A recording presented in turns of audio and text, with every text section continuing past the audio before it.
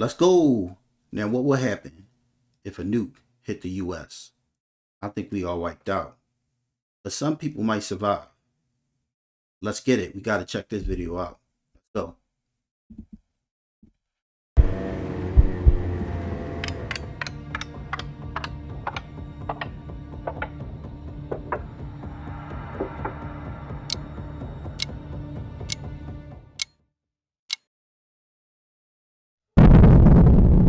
If we imagine a terrifying scenario where a nuclear weapon was to hit a major US city like New York, the consequences would be devastating. Not just for New York, but for the whole world. Today, we'll explore the domino effects of what could happen if this nightmare became a reality tomorrow. From the immediate impact to the long-term effects, we'll take a look at the potential devastation and how it would change our world. I'm in Pennsylvania. I'm trying to learn what's exactly going to happen because I'm close to New York. Forever. What would happen if a bomb like Little Boy, the atomic bomb dropped on Hiroshima, was detonated in New York City?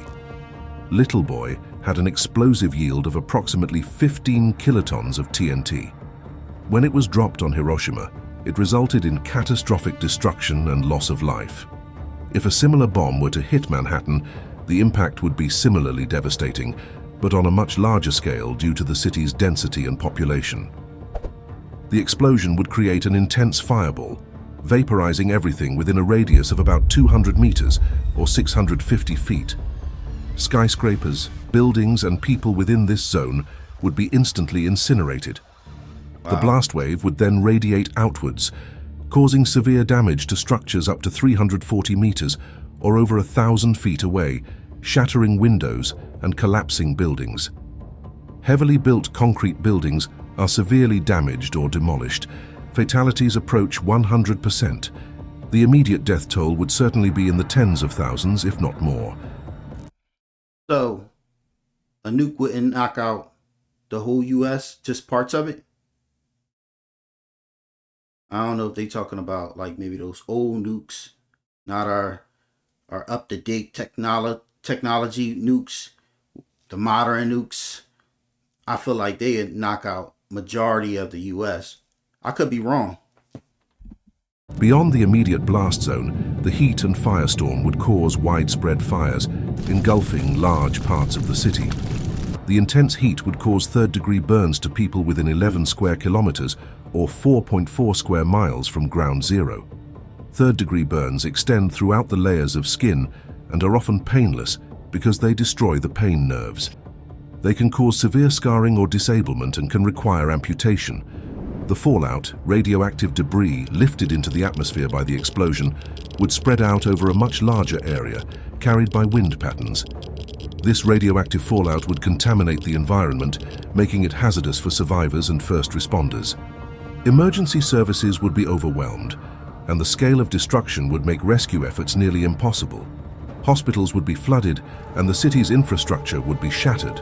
The psychological impact on survivors would be enormous, and the city would face a long, difficult path to recovery, if recovery were even possible. However, such a scenario with a Little Boy atomic bomb detonating in New York is extremely unlikely. Only if terrorists could somehow get their hands on such a weapon could it happen, but the likelihood of that is very low. If a nuclear weapon were to detonate over New York City, it would most likely come from a nuclear-armed state. Yo, didn't a few months ago they said that it was like a missing nuke or something? I could have swore I heard that on some news channel. Plunging the world into a possible nuclear world war. While New York City is a symbolic and economic hub, it lacks significant military targets, making it less likely to be a primary target in a nuclear conflict. Washington, D.C., with its concentration of political and military leadership, or U.S. nuclear silos, aimed at crippling the nation's nuclear arsenal, are more probable targets. Striking these locations would aim to dismantle the U.S. command structure and reduce its retaliatory capabilities. However, there is an incentive to deliberately target densely populated areas like New York to maximize civilian casualties and cause widespread panic and destabilization. People be evil. They want to get the most populated place. That's evil. A strategy known as counter-value targeting. This approach aims to break the enemy's will to fight by inflicting massive civilian and infrastructural losses.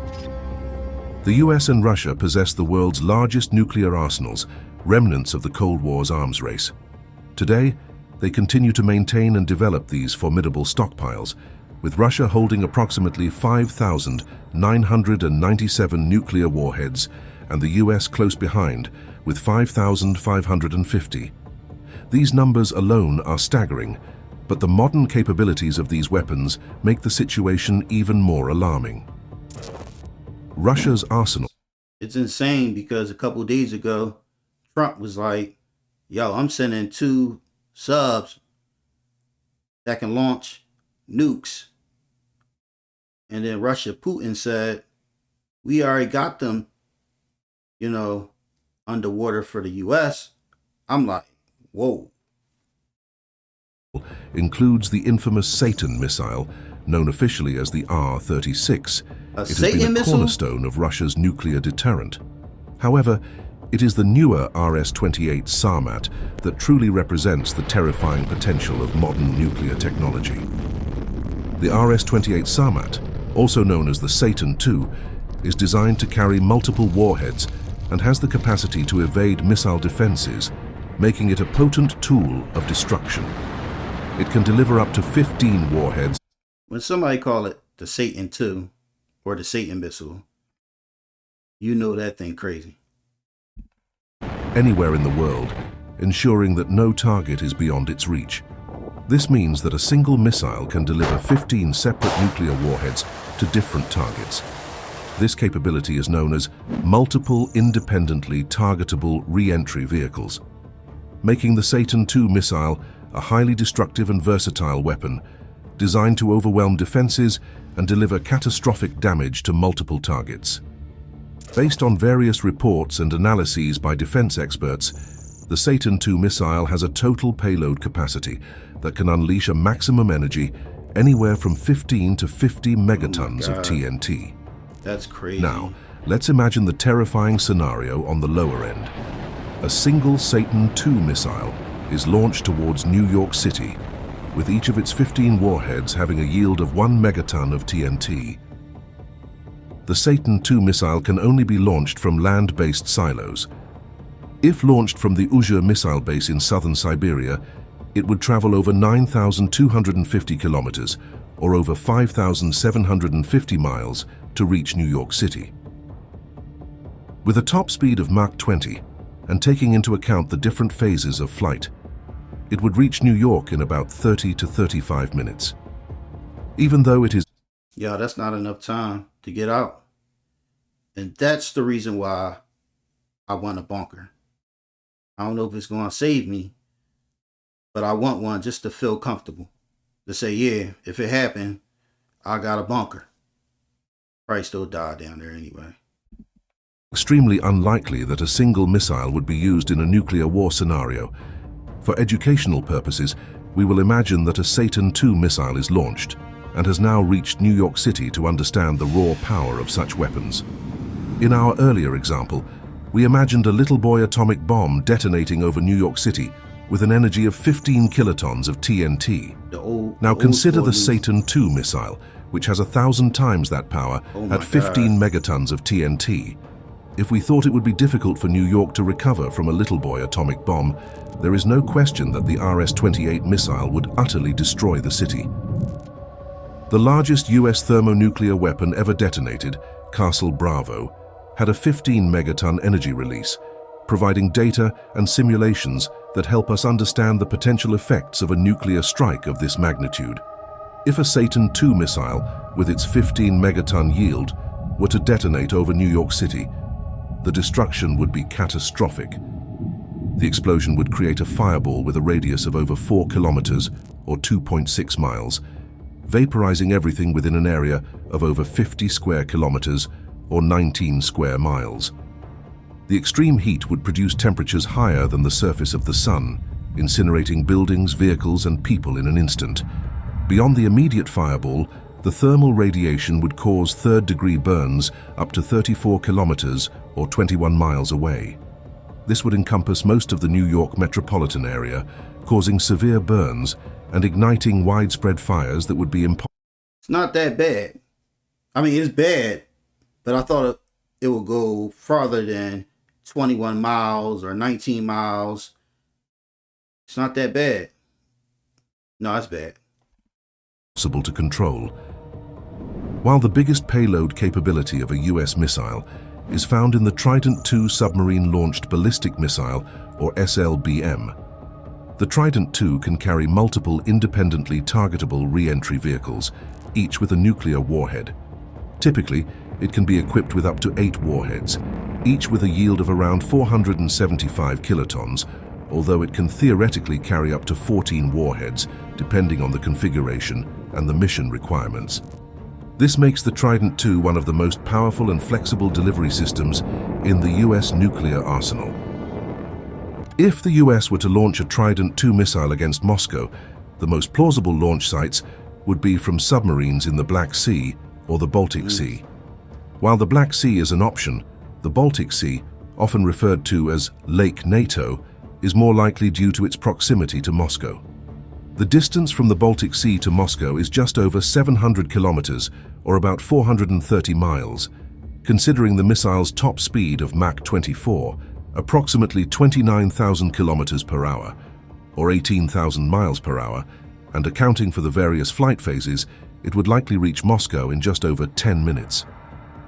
Upon detonation, the missile's multiple warheads, each with a yield of up to 475 kilotons, would create immense destruction. The initial blast would generate a fireball with temperatures hotter than the sun, vaporizing everything within a radius of several kilometers. The shockwave would flatten buildings and infrastructure over a wide area, while the intense heat would ignite fires causing further damage. The electromagnetic pulse, or EMP, generated by the explosion would disable electronic devices and communications over a vast area, compounding the chaos. The combined effects of the blast, heat, radiation, and EMP would result in catastrophic loss of life and infrastructure, effectively crippling Moscow and severely impacting Russia's ability to function as a nation. During the Cold War and beyond, there have been discussions and plans involving the use of nuclear weapons to create catastrophic events like tsunamis. One such Soviet project, codenamed Lavina, meaning avalanche, aimed to create an artificial tsunami using a massive explosion, intended to cause significant casualties and damage to coastal cities. This project was conceived as an alternative to traditional nuclear weapons, leveraging the destructive power of a massive wave. If you didn't see it before, Deep Impact is a good movie. Check it out. A good movie. To wipe out enemy coastal cities. There has been speculation and discussion about the possibility of using a nuclear weapon to also trigger an eruption of the Yellowstone supervolcano. However, scientific consensus indicates that this scenario is highly unlikely. The energy required to trigger an eruption far exceeds what a nuclear detonation could provide. Therefore, while the idea is theoretically dramatic, it lacks practical feasibility. What didn't lack practicality was the Tsar bomber. It was the most powerful nuclear weapon ever detonated, with a yield of 50 megatons of TNT. This Soviet bomb was tested on October 30th, 1961, over the Novaya Zemlya archipelago in the Arctic Ocean. The blast could be seen from 1,000 kilometers away, as far as Norway. The shockwave from the explosion circled the Earth 3 times, and windows were shattered up to 900 kilometers from the blast site. Can we all just get along? Can we just get along? Nukes will destroy everything because we're going to send ours, they're going to send theirs. Can we just get along? Now imagine the Tsar bomber detonating over New York City. The fireball alone would incinerate everything within over a 5-kilometer or over 3-mile radius, vaporizing buildings and infrastructure instantly. Heavy blast damage would spread over a radius of 9 kilometers, covering over 250 square kilometers, or about 100 square miles. resulting in the total destruction of most buildings and severe injuries to anyone in this zone. Moderate blast damage would extend even further, up to 20 kilometers, covering a staggering 1,350 square kilometers or over 500 square miles. Oh my God. In this area, most residential buildings would collapse from overpressure, causing universal injuries and widespread fatalities. The chances of fires starting in commercial and residential buildings would be extremely high, and these fires would spread rapidly due to the extensive damage. The optimal height of burst to maximize these effects would be 11.5 kilometers, or over 7 miles, ensuring the greatest possible area of devastation. Thermal radiation from the explosion would cause third-degree burns up to 60 kilometers, or 37 miles away. The intense heat would ignite fires over this vast area, adding to the overall destruction. The Tsar Bomba was never designed as a practical weapon, but rather to demonstrate the sheer power that could be unleashed. Some experts believe that the higher end of the yield range for the Satan II missile reaches 50 megatons, exactly the yield of the Tsar Bomba, making this scenario even more terrifying.